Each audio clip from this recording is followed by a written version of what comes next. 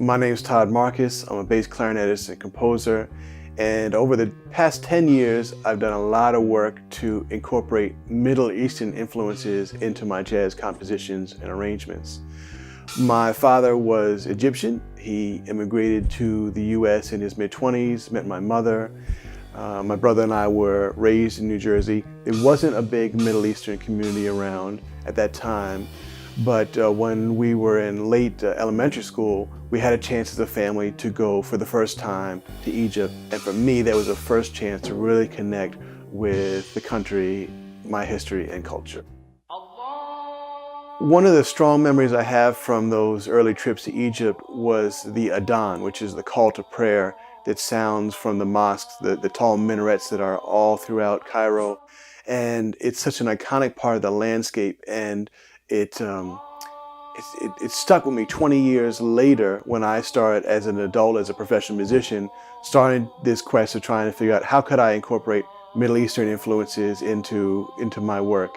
And that call to prayer became the opening movement of a suite of mine called Blues for Tahrir Adhan.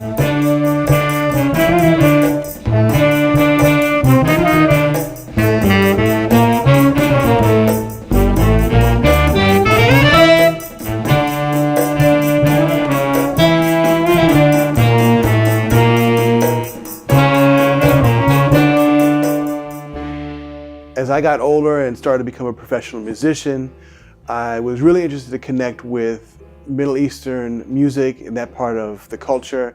And so I asked my dad for some records, and he had actually brought some from Egypt when he had immigrated. One was by a great Egyptian vocalist named Abdel Halim Hafez, one of the titans of Middle Eastern music, kind of like a James Brown or an Elvis of American music.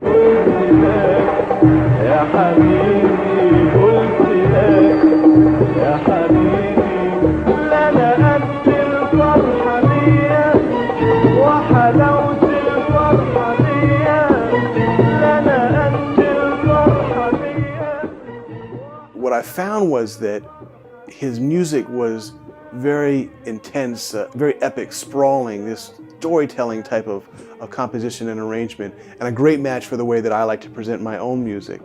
And so it was a great pairing that really started to show me how I might start putting Middle Eastern music and jazz together in my own work.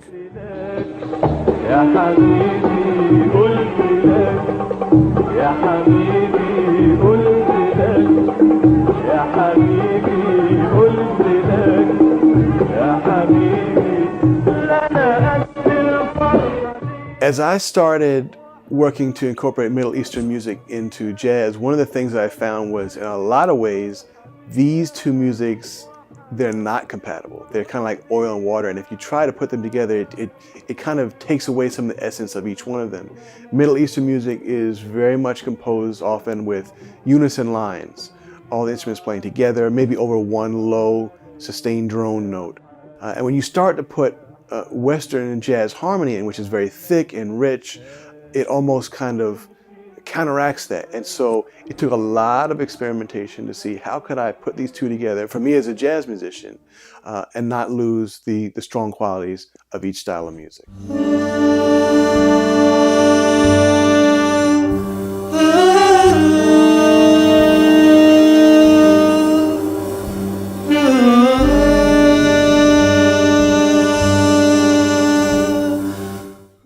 During the Egyptian Revolution in 2011, I was watching as events were unfolding in Egypt with great concern. I have family that's still in Egypt, and was watching as people were congregating in Tahrir Square in downtown Cairo. It was very intense, and there was the unknown of how things would progress. And so at that time, I wrote a piece of music to try to capture the mood and the emotions of what I was watching.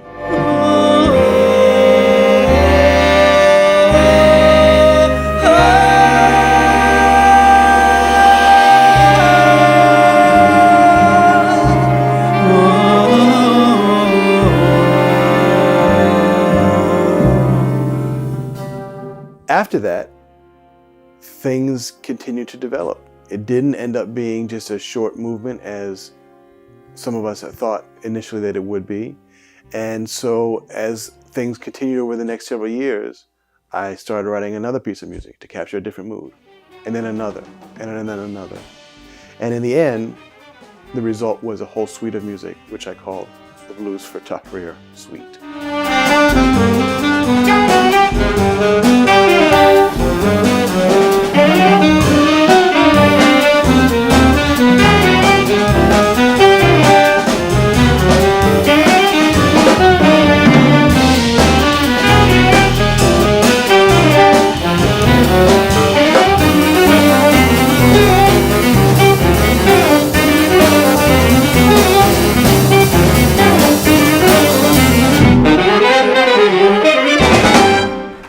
In 2015, I started making trips back to Egypt for the first time since 1998, and it was very special because it was my first time to perform as a professional musician and to feature a lot of the music, the Blues for Tahrir music that I had composed. It was so personal, and to present it there right near the source of things that had been inspiration for that. The other thing that was possible was that I started revisiting a lot of these ancient sites, things that I had seen as a child, probably not appreciated to the fullest extent then, but now as an adult have really been able just to soak in the grandeur of it and to be inspired. And that has resulted in a whole new body of work, which is called In the Valley.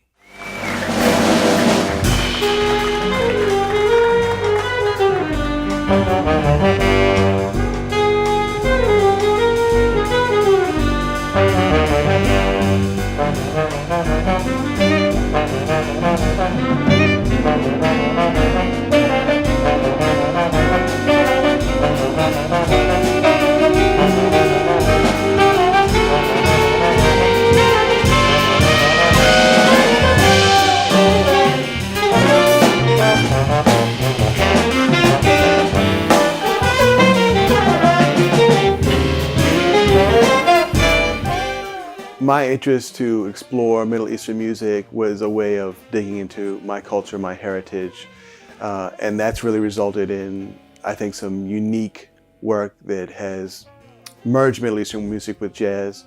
You don't see a lot of folks doing that. But the other thing that's come out of it is that I've found that it really offers an opportunity for dialogue. In a time when there is a lot of xenophobia about folks from Middle Eastern countries and Middle Eastern culture, music is a force that brings people together. And my being half Egyptian, my having created this music is a chance for me to foster conversation, talk about what folks really are like, what the culture really is like. And as music does, it has a chance to bring us together. And I think that's significant.